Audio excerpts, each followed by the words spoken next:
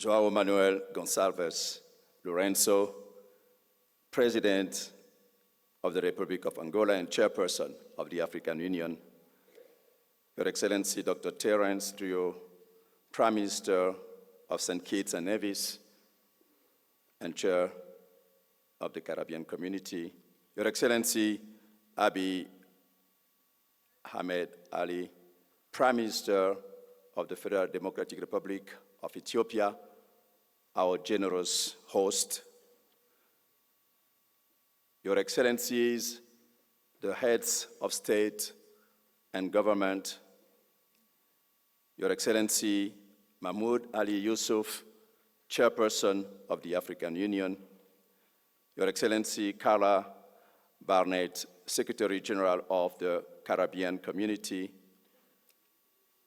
Your Excellency Selma Malika Haddadi, Deputy Chairperson of the African Union, Your Excellencies, the heads of delegations of African countries and Caribbean countries, Excellencies, ladies and gentlemen, I am deeply honored to convey warm greetings and best wishes from the Secretary General of the United Nations, your friend, Antonio Guterres, who regrets not being able to join you here today in beautiful Addis Ababa at the second Africa CARICOM Summit.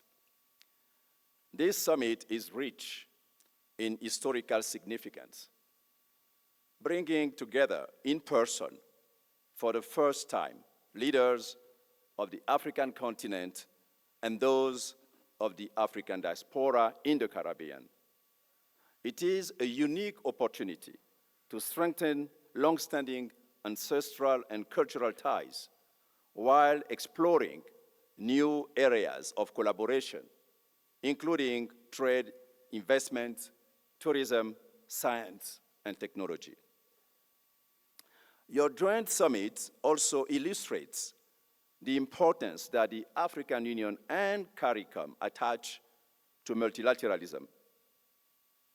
Multilateralism is indeed alive, embodied in the values, principles, and work of organizations such as the African Union and CARICOM, which, in accordance with the Charter of the United Nations, seeks to enhance international cooperation, to maintain international peace and security, and to develop friendly relations among nations.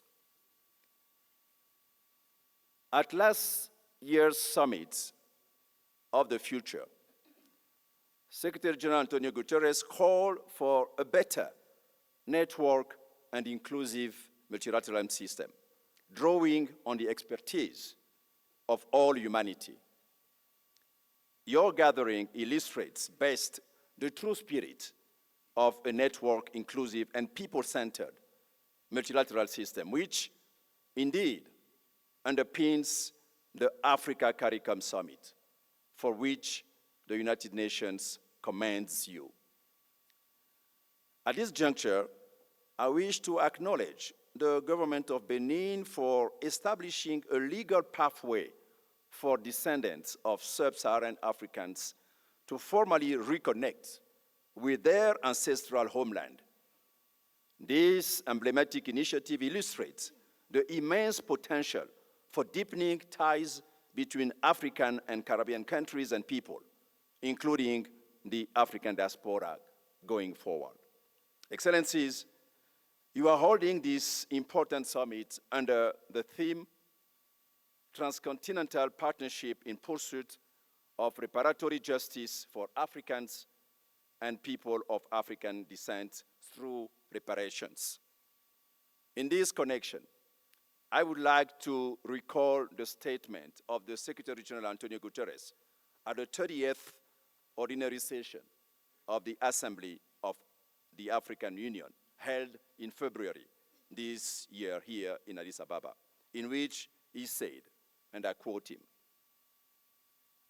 "The world must never forget that Africa and To this, I would like to add the Caribbean, is the victim of two colossal compounded injustices. Firstly, the slave trade. The roots stretch back centuries, and the bitter fruit continues to affect Africans and people of African descent to this day. Decolonization alone in itself was not a panacea. Political independence did not free countries from structures based on exploitation and decades of economic, social, and institutional underinvestment. It is high time for reparatory justice frameworks to be put in place. Secondly, Africa and the Caribbean were under colonial domination when today's multilateral system was created, and that injustice endures. End of quote. Through your collective advocacy, this historical injustice is now widely acknowledged. The United Nations welcomes the growing consensus towards reforming global institutions such as the United Nations Security Council and the Bretton Woods institutions. The Secretary General has been and continues to be particularly vocal in this regard. Excellencies, people everywhere are hoping for a future of peace, dignity, and prosperity, which serves as a basis of common cause between Africa and the Caribbean.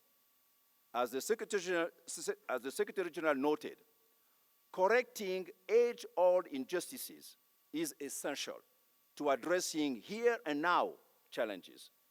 And the good news is that we have many of the solutions we need, many of which feature in the Pact for the Future, adopted in September last year by the General Assembly.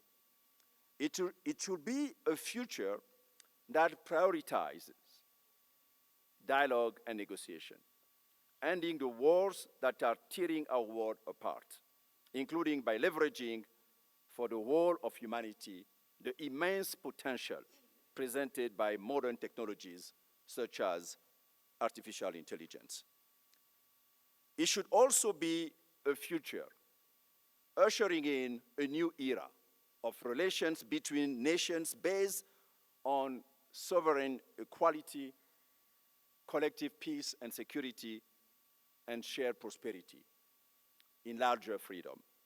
Excellencies, allow me, on behalf of the Secretary General Antonio Guterres, to wish you productive deliberations.